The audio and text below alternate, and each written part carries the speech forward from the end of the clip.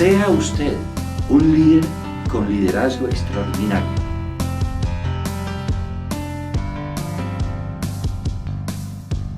Estamos iniciando ahora las últimas 4 conferencias de esta serie de conferencias sobre liderazgo. Las hemos titulado Temas Especiales de Actualidad en Liderazgo. El primero que vamos a examinar hoy es la participación en la toma de decisiones.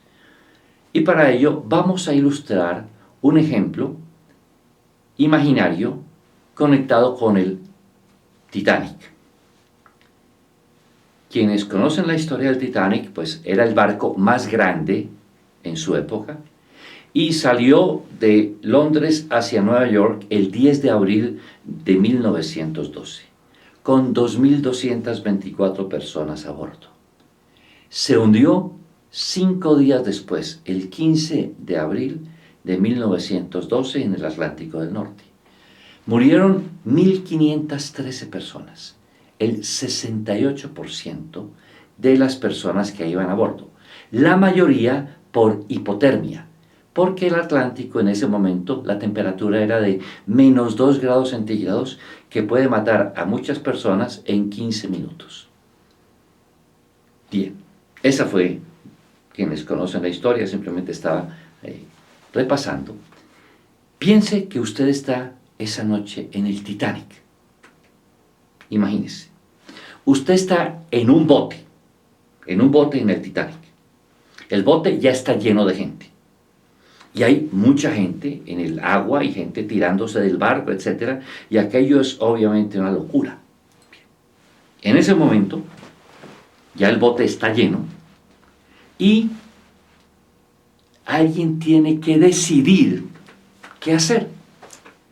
¿Qué hacemos? Ahí están los remos, hay gente por todas partes nadando, hay riesgo de que siga subiendo gente y se hunde el bote, y ya el bote está listo para irse. La pregunta es, ¿cómo y digamos hay unas 20 personas a bordo? Lo que está en juego es la vida de todos. Y hay que tomar decisiones de qué hacer. ¿Cómo quisiera usted que fuese el proceso de toma de decisiones y la participación de los 20 en decidir qué hacer? ¿Pensaría usted que, dado que es tan importante para ellos la supervivencia, se sentaran y hicieran una discusión cuidadosa de qué deberían hacer y quién debería hacer qué? ¿Quisiera usted un proceso muy participativo de toma de decisiones? Probablemente no. Tal vez si usted le dijera cuál es la forma ideal de tomar decisiones, se le ocurriría a usted decir, bueno, que si hay un marinero suficientemente grande a bordo del bote, que él se coloque en la punta y dé órdenes firmes para que todos los que puedan agarren cada un remo y empiece a decir, 1, 2, vamos, y empiece con una voz de mando fuerte, con mucha autoridad, con mucha determinación, a movernos en una dirección sin mucho debate y sin mucha discusión. Y probablemente la dirección en que hay que remar es si el bote está allá, si el barco se está hundiendo allá, nos vamos al otro lado, eso es básicamente. Y puede poner un ritmo fuerte y vamos a trabajar. Bien, suponga que eso ocurrió así y que se salvaron. Y es la mañana siguiente. El océano está tranquilo, absolutamente quieto. Ya no hay nadie, ya no se ve nada. El bote está en medio del Atlántico. Una mañana soleada. El problema que enfrentan ahora el problema decisorio es cómo van a manejar y a cuidar las pocas provisiones que tienen. Cómo van a racionar el agua, los alimentos, a repartir las frazadas, a utilizar las bengalas. Remar no tiene ningún sentido porque no se ve en ninguna dirección.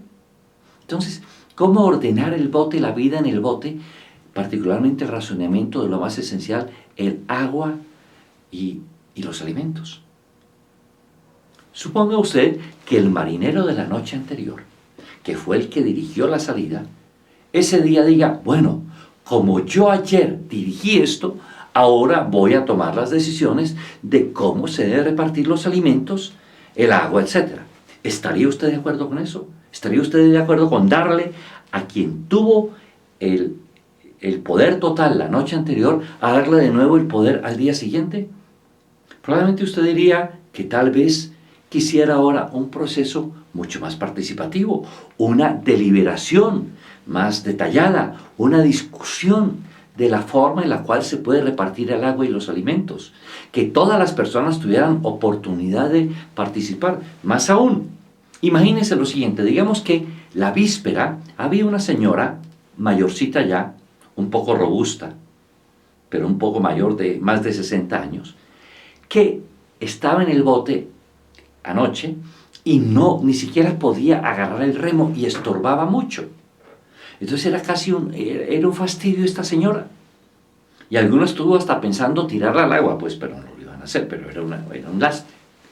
Ahora al día siguiente, resulta que esta señora es una doctora, una médica de Harvard, especializada en supervivencia.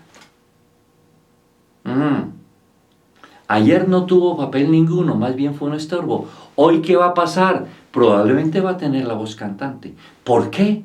Porque ella tiene conocimiento experto que es clave para tomar una buena decisión hoy. Entonces, ¿ha notado usted alguna diferencia importante entre la noche del naufragio y el día siguiente? ¿Qué ha ocurrido? El bote es el mismo, la gente es la misma, el mar es el mismo, la supervivencia está en juego, pero las circunstancias han cambiado. Usted quisiera un proceso distinto de toma de decisiones la mañana del día siguiente del que tuvo la noche anterior.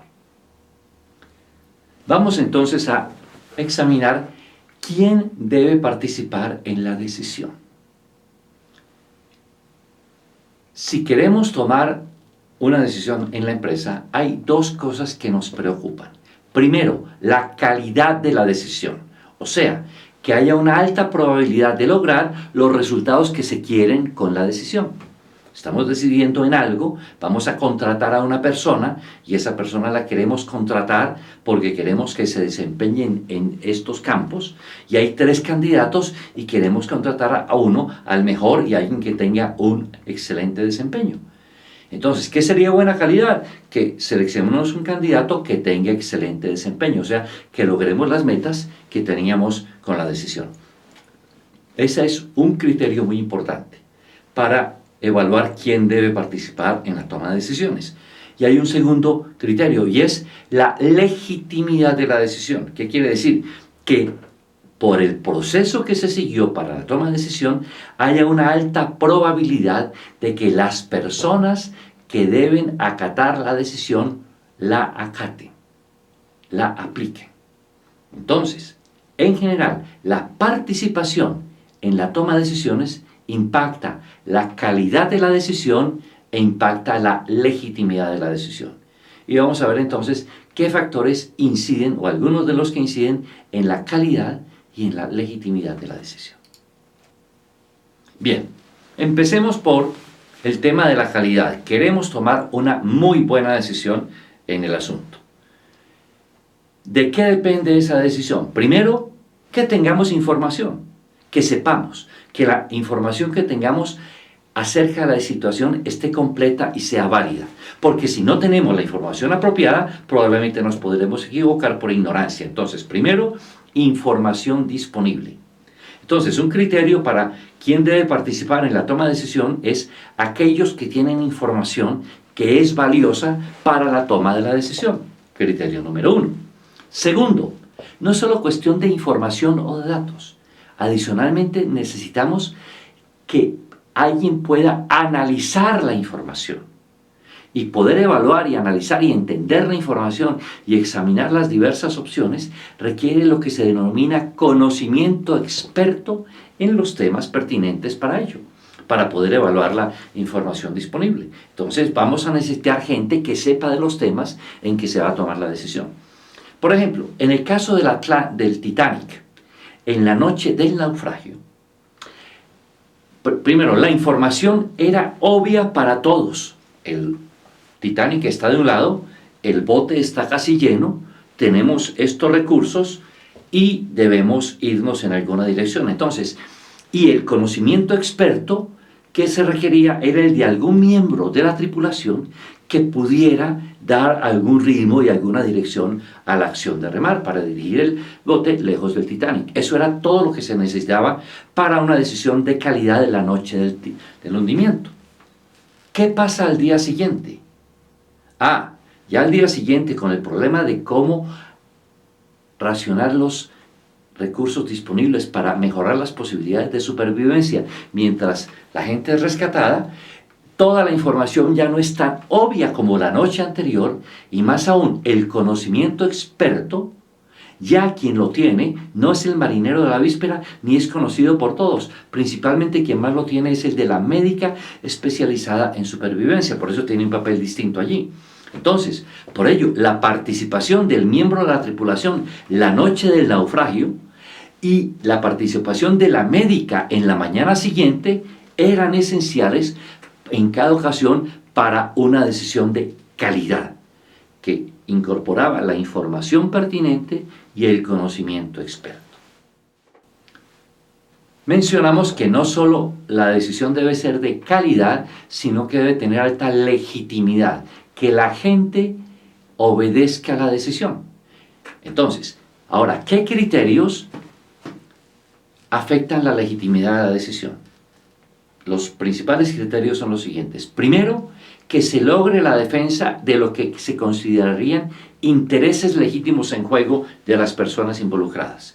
Segundo, que se involucre apropiadamente a quienes van a ejecutar la decisión. Y tercero, que la decisión se tome oportunamente dadas las circunstancias. Bueno, examinemos esos tres criterios que afectan la legitimidad de la decisión. En el Titanic por la noche, los intereses legítimos de todos eran perfectamente compatibles, los de los que estaban dentro del bote, y parte de la compatibilidad era alejarse antes que llegaran personas con intereses incompatibles que podrían hundir el bote. Entonces, lo que requerían era moverse pronto y de resto eran intereses idénticos los del ocupante del bote. Segundo, ejecutores involucrados, todos estaban ahí, todos tenían posibilidad de participar en una acción que era muy clara y muy fácil de dirigir. Tercero, algo que sí era grave, era el tiempo que debía tomarse para el proceso de toma de decisiones debería ser el mínimo. No podían darse el lujo de ponerse a deliberar, a examinar y a pedir opiniones de la gente, porque el tiempo apremia. Un minuto más podía ser el final de todo, entonces tenía que ser inmediato. Veamos al día siguiente qué pasa. En el siguiente día ya hay intereses legítimos con posibilidad de conflicto. Por ejemplo, ¿qué pasa si hay un grandulón de 100 kilos que quiere comer mucho y que necesita mucho líquido y hay 3 niños pequeños? Y este grandulón se tomaría la dosis de ellos. No se puede. Alguien tiene que decir, bueno, aquí tenemos que darle valor a los intereses de todos, donde puede haber conflicto, por ejemplo, en la forma en que vamos a repartir los víveres y el agua. Segundo, en términos de la ejecución de esa tarea y de ese racionamiento de alimentos, va a ser muchísimo más complejo y mucho más extenso e incierto que lo que era la acción anterior de remar todos a la vista de todos. Ahora el manejo de los alimentos, el cuidado del agua, etc., es una tarea más incierta y más compleja de la que existía la víspera. Y en tercer lugar, el tiempo. La víspera era un problema grave, hoy no, se dispone de todo el tiempo.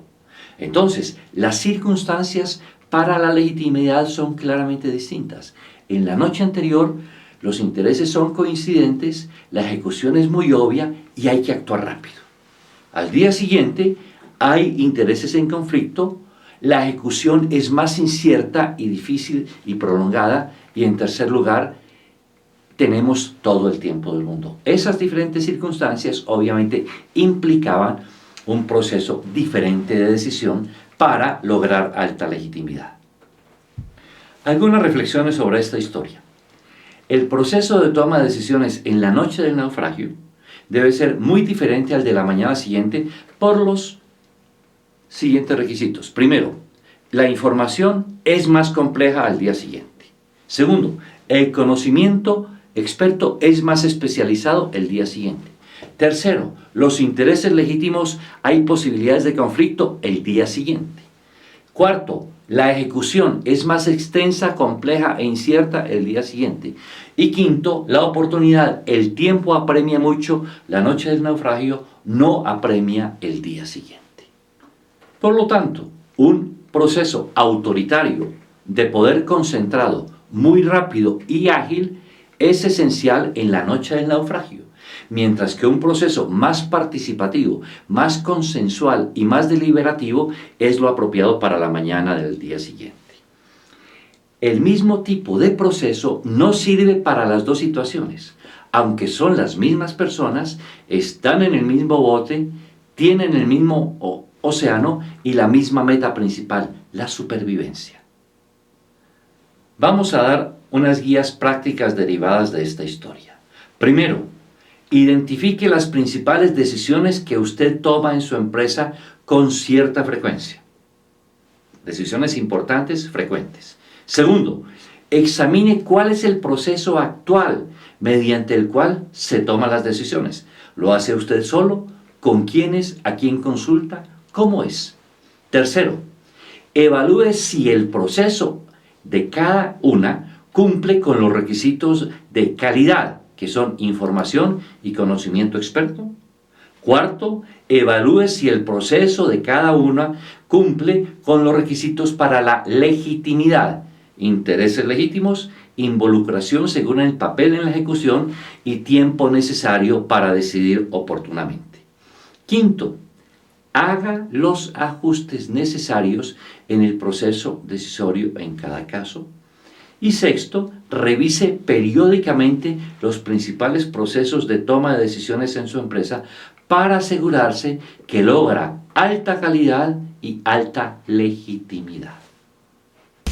A medida que los asuntos para decidir en la empresa son más complejos y las personas en la empresa tienen mayor preparación y experiencia para participar en la toma de decisiones y tienen expectativas de hacerlo, el líder debe asegurarse que el proceso de toma de decisiones llena los requisitos para lograr alta calidad y alta legitimidad. Esto implica que no siempre debe tenerse la misma participación en las decisiones, porque las circunstancias cambian.